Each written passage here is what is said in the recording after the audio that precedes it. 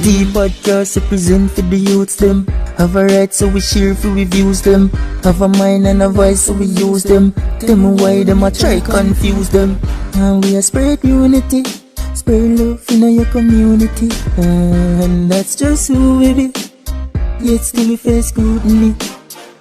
Make a choice, use your voice, share your thoughts and human rights. Make a choice, use your voice, share your thoughts and human rights. Hi everyone, welcome to another episode of Just Tea Podcast brought to you by Jamaicans for Justice. And my name is Omalora Wilson and I'm here with two beautiful ladies. Bethany Parchment, Samuel Campbell. And today we're going to have a very serious conversation, a long-awaited conversation, a conversation that needs to be had. We're going to be talking about gender-based violence and domestic violence. It's going to be a serious conversation. It's not just about statistics and laws, but the conversation that young people are supposed to be having. And we want to have it here with you. Don't forget to follow us on all socials. It will be linked in this video, but let's just get into the conversation. So gender-based violence and domestic violence. We hear the term all the time. People talk about it, whether you hear it on the news, whether you hear it amongst young people, and you hear it as early as high school. But do we understand what that is? Somebody talk to me. Thanks, Omi. So I want people to walk away and appreciate that it's violence in all its forms. Mm-hmm. Physical, mental, emotional. I mean, in this day and age of the internet, even the online aspect of it.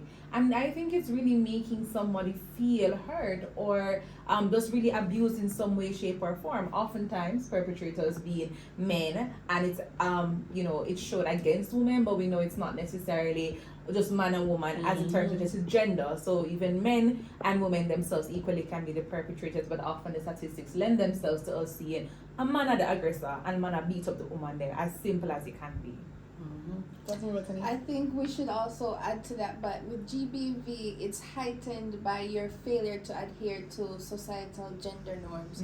So, for example, women are expected to be in the kitchen, they're supposed to take care of the household, the children, they're supposed to give sex to their husbands, all those things. When they fail to perform those duties, they are at risk of, these forms of abuse.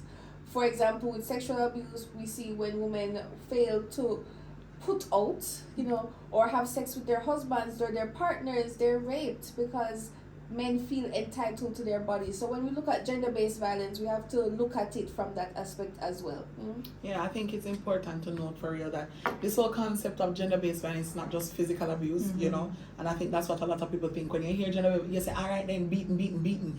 But it moves beyond that. It's psychological, it's sexual, it's financial abuse and control, and it even leads into the concept of what domestic violence is. So it's a threat that is presented to you, but in different forms. So there's a control of your money, but also block you from going places, but also actually do physical abuse. And so I think a lot of times we forget that concept that is in the idea of gender-based violence and domestic violence. I think what Bethany did a while ago, and even Tamoy, what you guys did when you were talking, was we kind of lean into the fact that while statistics will show that it happens a lot to women, it is not limited to women, right. And what concerns us at this point is how do you start to identify these warning signs per se for gender-based violence and domestic violence? So Omi, I think a lot of people fail to realize that it manifests itself in the smallest things. I'm always checking your phone.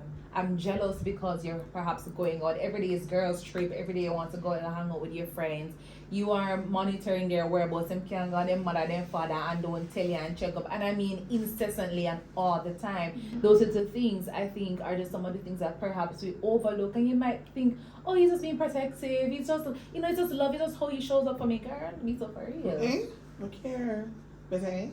Yeah, a lot of people, we try to normalize these toxic behaviors in relationships, especially with social media, where we're overexposed to a lot of things, a lot of things that have become acceptable, and we don't know how to identify and differentiate what is normal from what is not. What is madness? It's crazy. So we do have to be vigilant in our relationships. You have to set boundaries, of course, but you also have to know and identify the warning signs, the red flags, as we like to put it, where you need to get out immediately before the violence escalates. As Tamoy said, we do have, it starts out with little things. So him start isolate you, control you, and then he's hitting things, or the girl is hitting, the woman is hitting things, and then it, instead of the object, it's you who is getting assaulted. You are facing other things. I like to also bring up, with a lot of the divine feminine movement and the trad wife content that we see online, especially, that is really poisoning the minds of our young girls. And a lot of young girls don't understand the seriousness of the conversation, because when you enter into a relationship where the man is the breadwinner and you don't know what is going on because you're just a girl, and you don't know how the bills pay, you don't know how this buy or whatever, you just know say you have money and come in because him at work, and then he leaves you and you don't have a skill, you don't have nothing, and you are left empty-handed when he divorces you or he finds someone younger and decides to just kick you out. So we have to be careful, because that, of course, is a form of financial abuse. But let me tell you something what you just said ago. Even when you go into that, well, Tommy spoke about even like the searching phone, etc., etc., you just sit there. So do you see the emotional manipulation that serves a warning sign? May I tell you, say, there's a lot of times it's happening right in front of us, and we don't realize that it's emotional manipulation till it's too late. True. You understand me? So even though oh my God, they say, well, they love me, my girl, they do this, and you're gone over there for me, don't come and say, I say, hey, hold on, babes, hold on.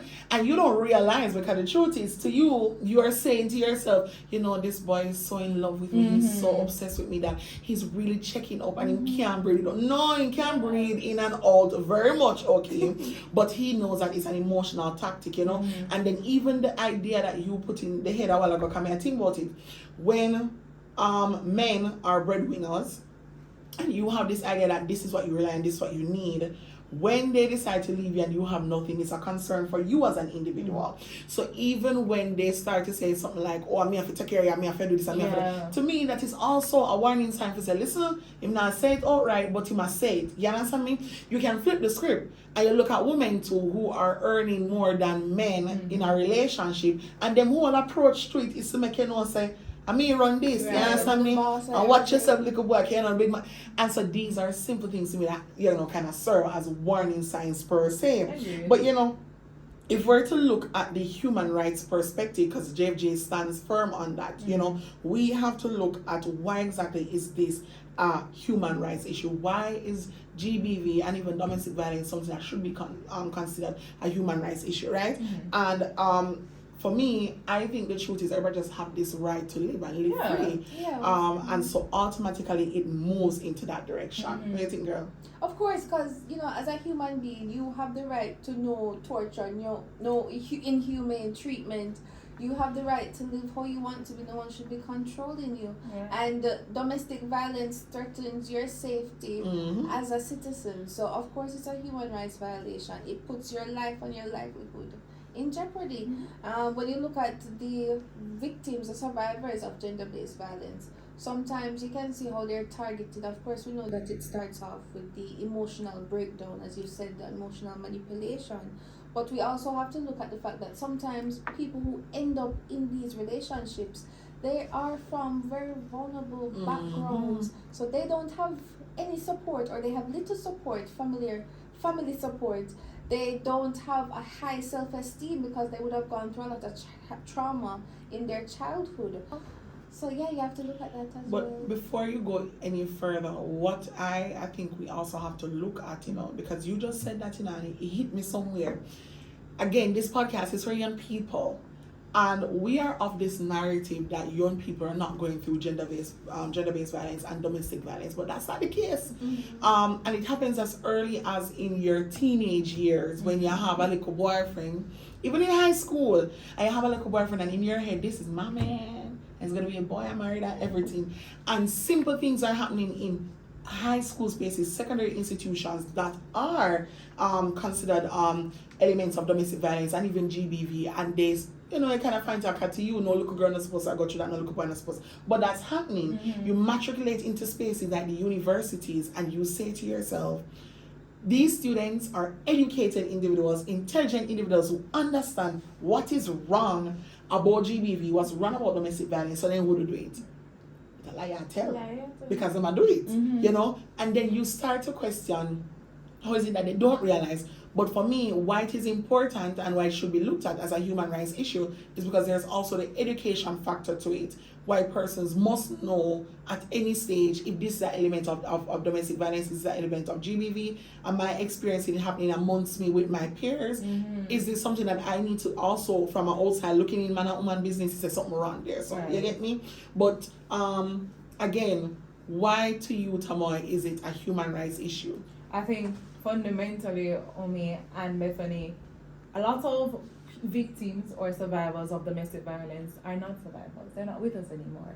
Right there and then, you just crushed that person's right to life, which is an inalienable human right. Yes. And so once you bring into that approach and you think of aspects of femicide and how many women, I'm looking at it from the perspective of women being the one who are often murdered or tortured, etc., that right there cuts off her right to life. And I think from that lens alone, I think everybody can universally agree that this would be a human rights problem. Absolutely. Because people end up dying from it. People respond too late. People are not being their brother's keeper. You say long time, said John, I lit down cherry every single day. And you never call the police. You never say no. There's no being your brother's keeper. There's no village and there's no community. And then one day cherry isn't there anymore. Right, there's a cherry done. Cherry 3 points gone right there. So I think when you look at it from that approach, you cannot deny that human rights conversations is live in that aspect. So from another approach, with your razzle-dazzle self, from a legal perspective, coming on, this a year of feeling, so we just move over, but the camera zooming on Tamoy, because I fear part this now, but anyway, we are background. Oh, wow. We are background artists, we're background singers, so take the main mic. In Jamaica, Yes. from young persons who are watching this, older persons who are watching this, children who are watching this, what are the legal protections in Jamaica when it looks at gender-based violence and even domestic violence? Many survivors, you're right, they feel trapped and they're unsure about what are the legal processes here. They will tell you automatically, so they now go police car, police and business, man. But what options are available in Jamaica? How do we look at GBV and DV? Well, I think, first, you cannot get a court order. And so that would, a protection order, which as the name suggests, it's going to protect you from the perpetrator. And then I think there are other orders as well, which the name slips me, but the person perhaps can come into close proximity where you work, where you go to school, those sorts of things. So there are mechanisms, different court orders that are there to protect you. And of course, once those are violated, that triggers a response from the authorities. Absolutely. So you don't really have to feel that you are alone. In fact, you're not alone. The law is there, and as much that there is work to be done, because I'm not going to sit here and tell you that it is perfect, but I will say that if you do feel trapped and if you do feel hurt, there are people, there are spaces, and there are legal mechanisms that step in place to protect you. So you not forget the buffing in your face no more, you not forget the talk down at anymore, because the law is stepping in and already has stepped in to help you. I think it's also important to remember that you don't need to wait until the buff in your face turn a chopping in your face before you seek legal help, because early intervention is such a serious thing. So if I realize say him hand a little bit too high in your face, if I realize say that pinch you a little bit too hot, I think you can intervene and start. And again, as Tamai said, the law is there. Call her to call her. Also, I think it's important to recognize that the court doesn't just recognize physical abuse. They recognize psychological abuse also. And so victims or survivors, they can seek compensation and even get a protection order, even if the abuse is strictly emotional or psychological. Right, and so now we have gone through the legal process, and again, abuse can be physical, psychological, financial, all of these things, but trauma is trauma. Right. Now, yes, let's say it has happened and you are now a victim of domestic violence or gender-based violence. Support services. Yes. What are tarts on that? Tell me your tarts, tell me your cake, tell me your pies. What are your tarts?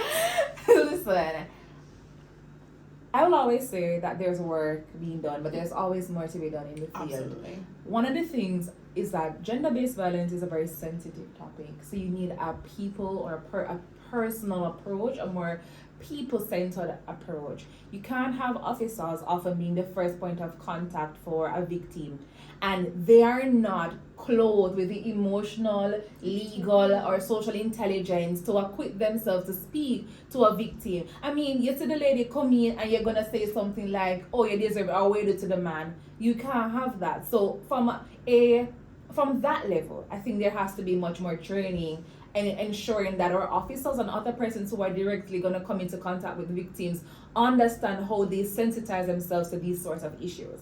And then I'm also going to talk about our shelters. I'm not aware of how many shelters, and if there are, please feel free to correct me, but I'm not aware of how many shelters are there for victims of domestic violence. And if they are they retrofitted with the resources to help people? I mean, the psychiatrists and the psychologists, I mean, the health professionals, I mean, the people who can help the victim to reintegrate into society should they feel afraid. Those support systems, I think, are lacking. What about hotline centers? I mean, you might feel afraid, you might not want to call the police, but is there somebody? Is there a victim support unit? Again, if it did it, just tell me. Because I'm speaking from a perspective of maybe it is there, but perhaps it's not reflected in the way that I think it should be. So I want to see some of that happen. Yeah. Well, I mean, the Bureau of Gender Affairs, they have a hotline unit, and they have one for males and they have one for women.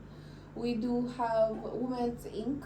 They are NGOs, so they do provide shelter services, psychosocial support. So, but because they're an NGO, their services and resources are very limited. Okay. So they can only help a certain amount of women. With the Bureau of Gender Affairs, I do know, well, I've been to a seminar, they said that their shelters are equipped with pathways for women to get skills and education, employment. There is psychologists are there available, to support them. I do agree with you that there can be some improvements done because, for example, women with children, they are often left out of the conversation. Yes, they are. Women with children or women with male children are worse off than women with girl children because they have to, granted still because you have to also take precautions for the persons who are there and the children that are already there in the shelters. But we do see where women who have teenage boys especially, they're at a disadvantage when there's instances of gender-based violence because the shelters are not going to want to take them in because they do not want the male children to enact violence on the rest of the victims there. So it's a sticky situation, that we have to put there, which is why again when we are looking at frameworks that focus especially on GBV, you have to have the concept and the idea of what a survivor may look like at the front and center of all things that you're doing with this framework. So you have to look at, okay, in a scenario where we may have a mother and a child, a mother and children, a mother with males, a mother with a male teenager, when we have a father with child, a father, or where we have a young girl with parents who are okay. You understand me? Right. So you have to ensure that the concept and the idea of the survivor is at the front of our frameworks. And then comes the idea of referral pathways. Do we have proper systems, formalized systems that ensure survivors are being taken care of when it comes down to them coming to the table to say, I am a victim of gender-based violence, I'm a victim of domestic violence rather. It comes from medical care to counseling to shelter to financial support to getting you back into society. What it looks like is an importance for us because we have to be able, if I'm saying to someone, what is going on right now in your life is not right and you need to seek assistance. Me I come with you, me I follow you go to the police, come make a report, or me I follow you this and that. I want to ensure when I provide my assistance or the sisterly love, that when me bring my friend to the police station, I'm 100% sure that something good will come of this. You understand me? Me can't go to a police station and say, sir, XYZ happened, me write a report, and then 2 weeks later me here say I get beaten again because nothing was, and then I now become a waste of your time in terms of helping you to seek solutions to your problem. So I think that is an issue. Which brings me to the next question. Young people,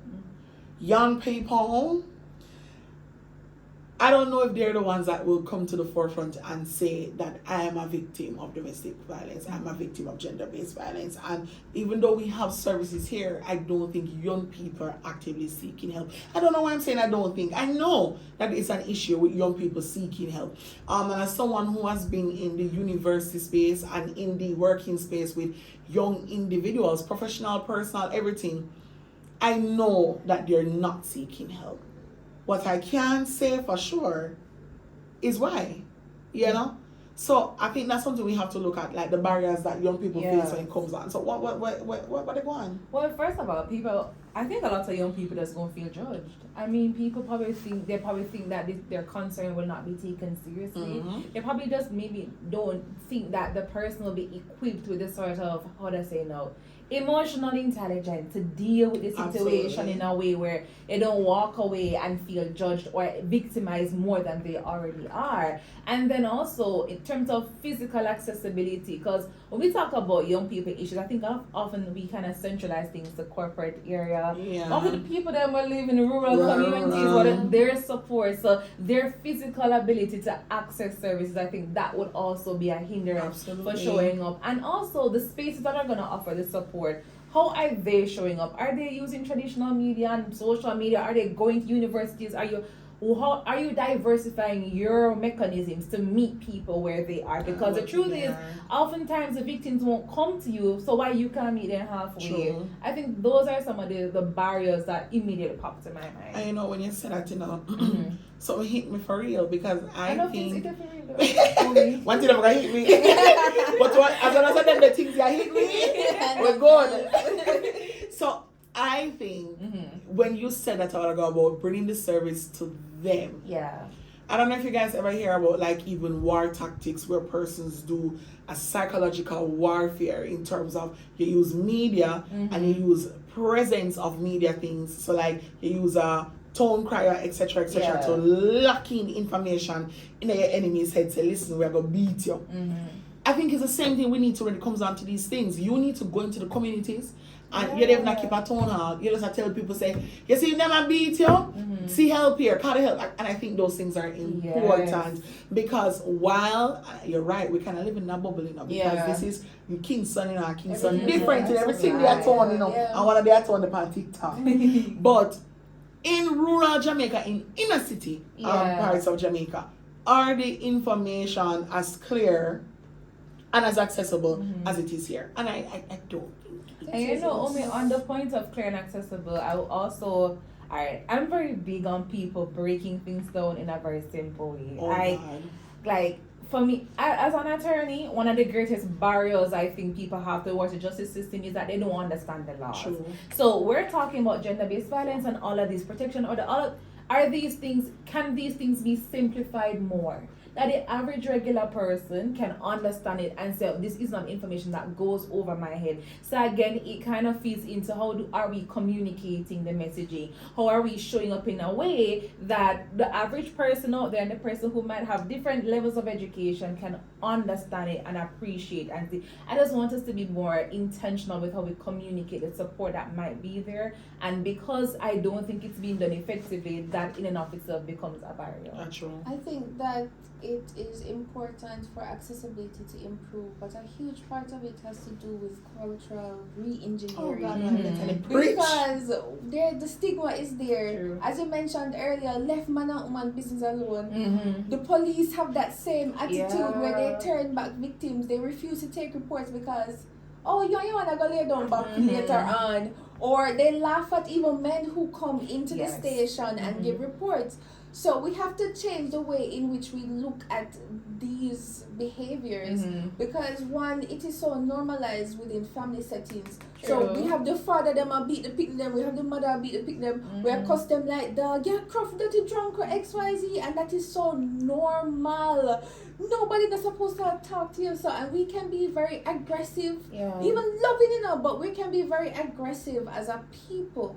And so it's hard, especially for us as grown-ups, to navigate the world with what we know, but imagine how hard it is for young people to navigate growing up hearing and seeing these things accepted, especially when you come from certain communities. You see it is widespread, so of course you're gonna think that this is regular, this is how I treat my partner, this is how my partner is supposed to treat me. So we have to also look at how can we change the mindset of society towards gender-based violence and domestic violence. It breaks my heart when I hear people talk about how we treat like rape even in society, and I don't know, it's not taken seriously unless it's violent and extreme, but we have to look at it, which is why I appreciate the Jamaican legislation to recognize that psychological abuse is a part of domestic violence. Yeah. And here it is that, you speak about it being normalized.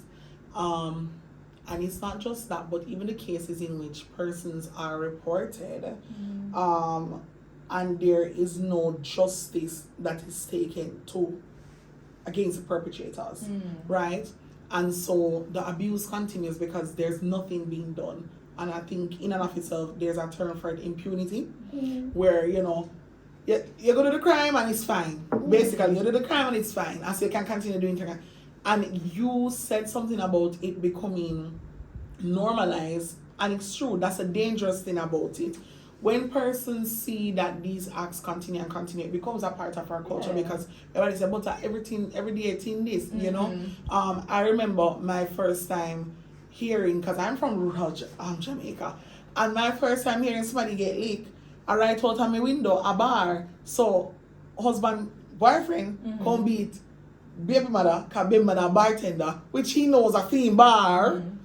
And a part of bartender is you're selling drinks while selling the idea that you can, flirt with the bartender and everything.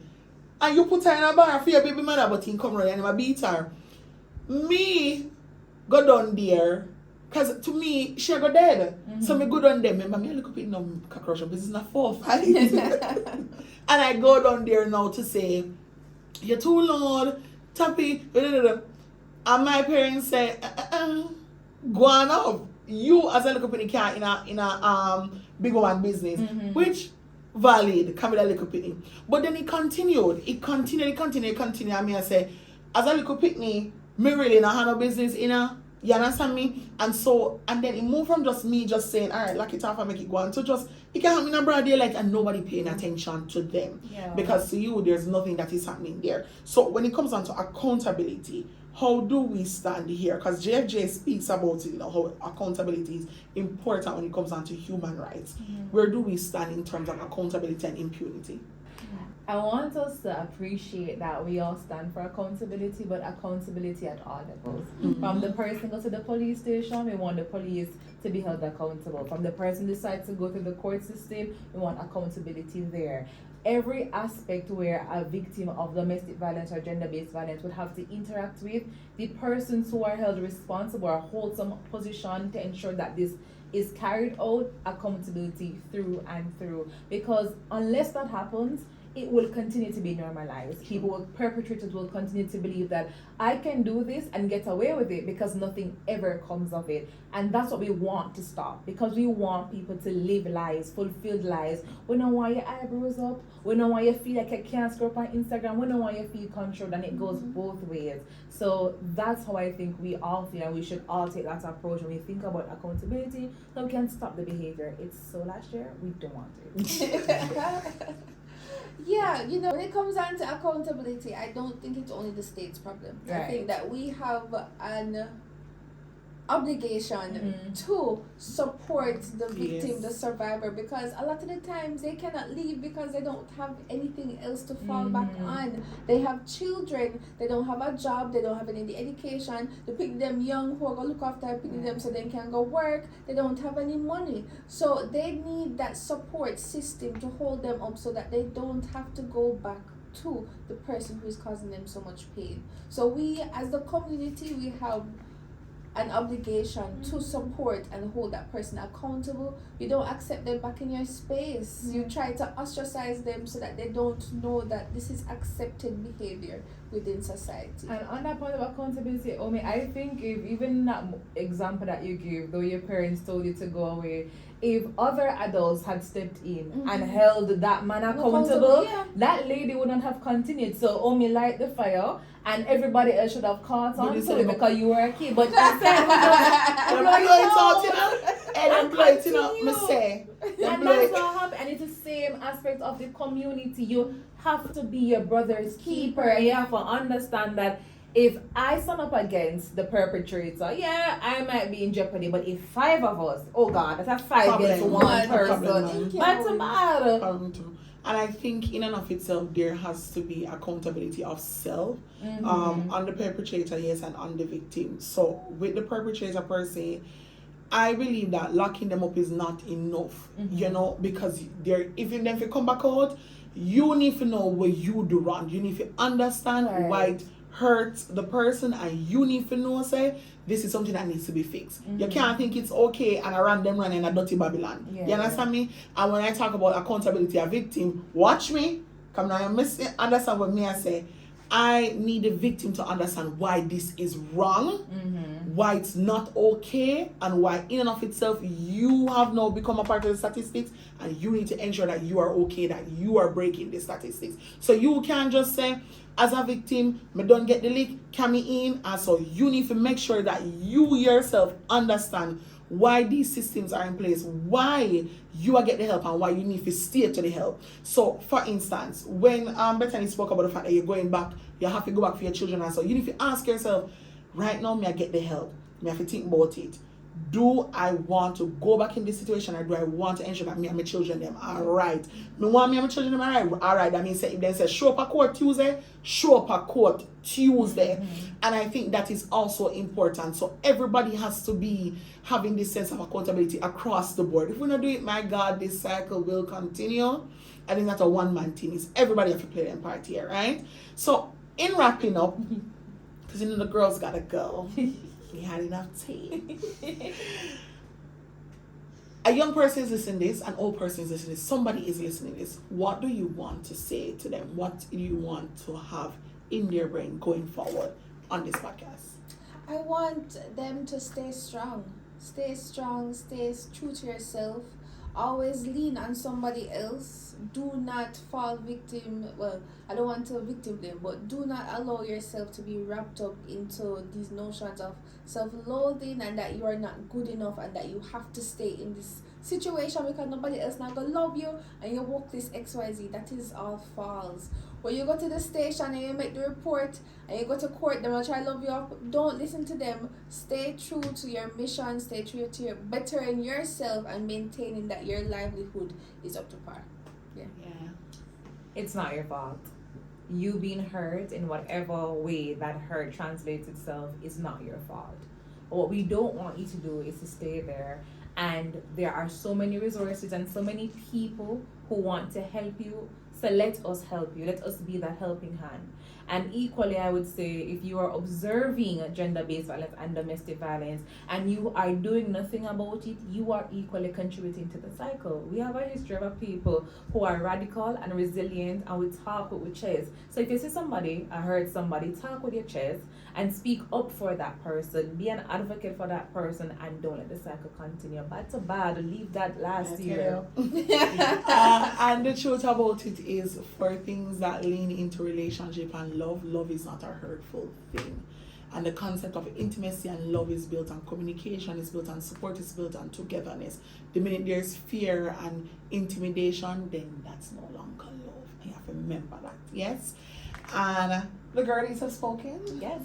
And the girls will go get brunch now. Yeah. But don't forget to follow us on all socials. Like I said, it will be there. Stay tuned for our next episode. And this was Just Tea Podcast, brought to you by Jamaicans for Justice.